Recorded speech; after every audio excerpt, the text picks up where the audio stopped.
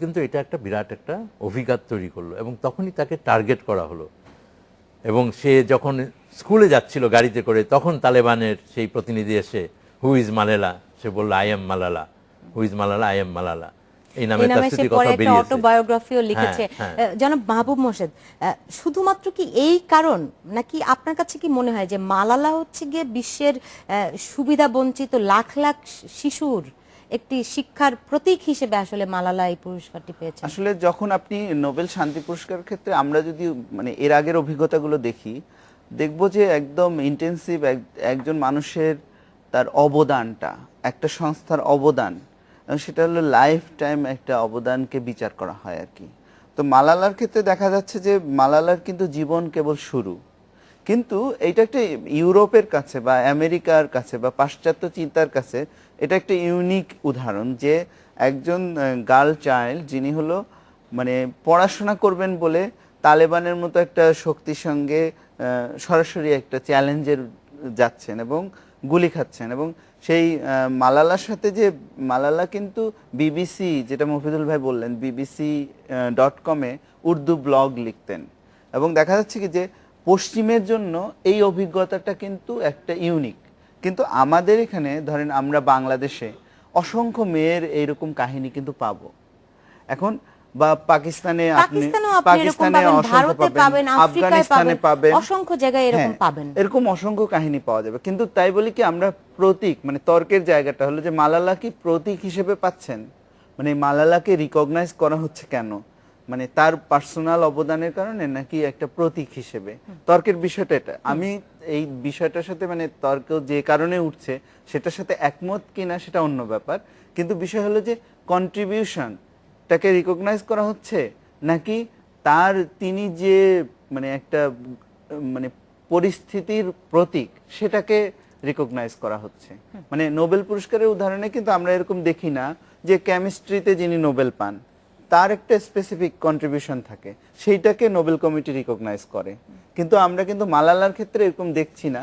কিন্তু আপনি যদি তার গুলি খাওয়ার পরে তার যে সংগ্রাম, তার যে বেঁচে ওঠার সংগ্রাম, এবং তিনি যে লন্ডনে গেলেন বা অন্যান্য জায়গায় গার্ল চাইল্ডের শিক্ষা নিয়ে যে কথাগুলো বলছেন, বা এই যে পুরস্কার পাওয়ার পরে, পুরস্কার যখন ঘোষণা হয় তখন মালালা কিন্তু স্কুলে কেমিস্ট্রি ক্লাস করছিলেন। সেইটাই মফিদুল হক, আসলে কিন্তু সামগ্রিকভাবেই তার এই যে যেটা বললেন যে তিনি গুলিবিদ্ধ হয়েছেন, তিনি মুমূর্ষু ছিলেন, সেখান থেকে তার যে নতুন জীবন, এই বিষয়গুলি একটা কিন্তু সিনেমার মতো নাকি? হ্যাঁ, এবং শুধু নতুন জীবন না, মালালা কিন্তু সেই স্ট্রাগলটাকে আরো শক্তিশালী করে তুললো। যেইভাবে তাকে গুলি করা হয়েছিল, তার শান্তিতে নোবেল পুরস্কার, কিন্তু এখন পর্যন্ত কিন্তু মহাত্মা গান্ধীও এই পুরস্কারটি পাননি। আপনি জানেন অহিংস আন্দোলনের জন্য তিনি আসলে প্রতীকে পরিণত হয়েছেন, এবং কৈলাস সত্যার্থী কিন্তু এই কথাটিই বলছেন যে যদি আমার আগে মহাত্মা গান্ধী পুরস্কারটি পেতেন তাহলে আমি সবচেয়ে বেশি খুশি হতাম। এই বিষয়টি নিয়ে ফিরবো দর্শক, তার আগে নিচ্ছি ছোট্ট একটা বিরতি, আমাদের সঙ্গেই থাকুন।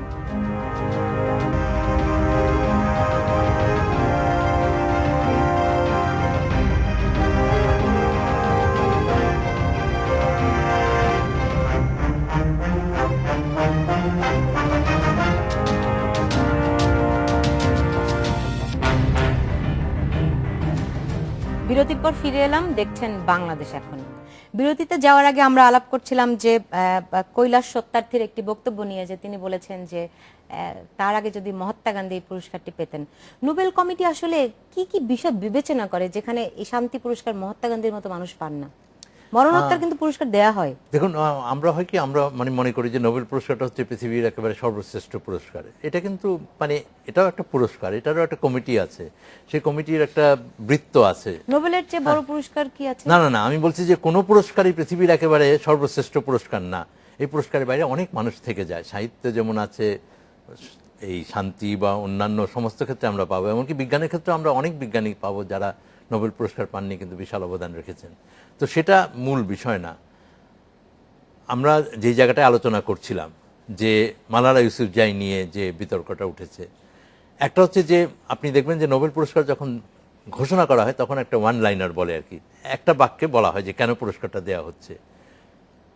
এই বিজ্ঞানের ক্ষেত্রে, সাহিত্যের ক্ষেত্রে, শান্তি পুরস্কারের ক্ষেত্রে কিন্তু বলা হয়েছে যে এই ডুও বা এই দুজন বলে তাদের কাজটার কথা বলা হচ্ছে।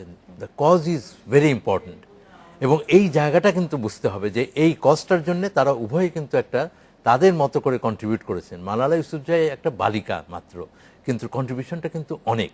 আরেকটা হয় কি যে মানে অনেক মানুষ অনেকভাবে কাজ করছে, কোনো মানুষ হয়তো একটা ঘটনার বা দুর্ঘটনার মধ্যে দিয়ে সামনে চলে আসে।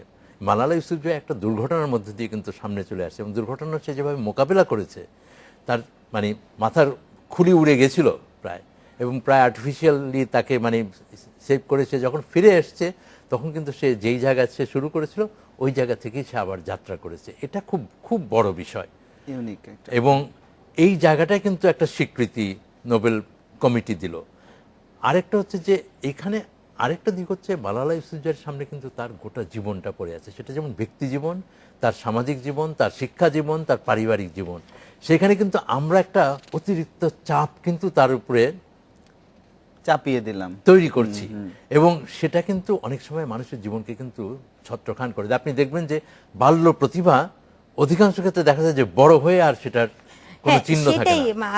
ইসের নোবেল কমিটির যে প্রধান তিনি কিন্তু বলেছেন যে দুটি ভিন্ন দেশ, যে দুটি দেশ শত্রু ভাবাপন্ন, ঠিক এই শব্দটি বলেনি, অন্য একটা শব্দ বলেছে যার মানে এটাই দাঁড়ায়, এবং দুটি ভিন্ন ধর্মের কিন্তু একই বিষয় নিয়ে দুই বয়সের দুইটা মানুষের যে অবদান, তার প্রেক্ষিতে এই পুরস্কারটি দেওয়া হয়েছে। এটা মানে তারা যেটা এমন এক সময়ে নোবেল পুরস্কারটা ভারত এবং পাকিস্তানের দুজন পেলেন যখন হলো সীমান্তে তাদের মধ্যে কিন্তু গোলাগুলি চলছে, এখনো চলছে। এবং এই কারণে এই যে ভারত পাকিস্তানের উপরে কিন্তু নানা কারণে বিশ্বের একটা আগ্রহ আছে, বিশেষ করে ভারতের উপরে। এই নোবেল পুরস্কারটা শান্তির নোবেল, এটা কিন্তু নানান দিক দিয়ে নানান অর্থ পেয়েছে আর কি। দেখা যাচ্ছে যে ভারত পাকিস্তানের শান্তির বার্তা, এই অঞ্চলে ভারত পাকিস্তান বাংলাদেশ আফগানিস্তান সহ যে এই এলাকায় যে নারী শিশুদের শিক্ষা এবং শিশু শ্রম, এই যে কৈলাস সত্যার্থী তিনি তো কাজ করছেন শিশু শ্রমের বিরুদ্ধে প্রায় 2 যুগ মানে ধরে। এটা কিন্তু আমাদের দেশেও একটা বড় সমস্যা। মানে ফলে যেটা হচ্ছে যে অনেক বিষয়কে কিন্তু একই সঙ্গে অ্যাড্রেস করা গেছে এই নোবেল পুরস্কারের মধ্য দিয়ে, এটা খুব পজিটিভ। কৈলাস সত্যার্থীর একটি বক্তব্য আজকে ইন্ডিয়ান টাইমস ছেপেছে, আমি একটু শোনাতে চাই আপনাদেরকে, বাংলা আবার হয়েছে এটার। সেখানে তিনি বলেছেন যেই সব শিশুদেরকে তারা ফেরত নিয়ে আসেন, বিশেষ করে পাচার হয়ে যাওয়া শিশুদের, এবং তাদের যখন পুনর্বাসন করেন কিংবা পরিবারের কাছে ফিরিয়ে দেন, তাদের সম্পর্কে তিনি বলছেন যে আমি কখনোই মনে করি না যে তাদের আমি মুক্তি দিয়েছি, বরং তারা আমাকে মুক্তির অনুভূতি দেয়। এটি কিন্তু খুবই ভালো একটা উক্তি। দেখুন, যেই প্রসঙ্গটা আপনি বলছিলেন, আমি কিন্তু আবার ওই জায়গাটা একটু আমার মনে হয় যে নোবেল কমিটি যখন বলে যে একজন হিন্দু একজন মুসলমান, এই বক্তব্যটা আমার কাছে খুব গ্রহণযোগ্য মনে হয় না। তারা কিন্তু মানুষ হিসাবে তারা তাদের ভূমিকা পালন করছে। একজন পাকিস্তান একজন ইন্ডিয়া, এটাও কোনো কথা না। এইখানে কিন্তু এক ধরনের প্যারোকিয়াল একটা ন্যারো একটা মাইন্ডসেটের পরিচয় কিন্তু তারা রাখছে। পুরস্কারটা দিচ্ছে কিন্তু মানবতার ক্ষেত্রে তাদের অবদানের জন্য, সেটাকে এত ছোট করে আনার বিষয় নাই। একই ধরনের কিন্তু ঘটনা আমরা দেখেছি যখন ইয়াসির আরাফাত এবং ইসরায়েলের প্রধানমন্ত্রী যে পেলেন, সিমন পেরেস যখন পেলেন, তখনও কিন্তু একটা ব্যালেন্সিং একটা টেন্ডেন্সি আমরা দেখি নোবেল কমিটির। এই টেন্ডেন্সিটা কেন কাজ করে? এটা আসলে মানে নোবেল পুরস্কার নিয়ে যেসব কথাবার্তা প্রচলিত আছে, যেমন তার মধ্যে একটা খুব এরই মধ্যে গত পরশুদিন টেলিগ্রাফ পত্রিকা, লন্ডনের টেলিগ্রাফ পত্রিকা একটা রিপোর্ট ছেপেছে। তারা লিখেছে যে নোবেল পুরস্কারটা হলো হোয়াইট ওয়েস্টার্ন মেনদের পুরস্কার, মানে এটা সাদা ইউরোপীয়, মানে পাশ্চাত্য ইউরোপীয় এবং আমেরিকান পাশ্চাত্যের যে এবং পুরুষরা পায়। এটা নারীরা খুব কম পেয়েছে, হোয়াইটদের বাইরের লোকজন খুব কম পেয়েছে, ওয়েস্টের বাইরের লোকজন খুব কম পেয়েছে।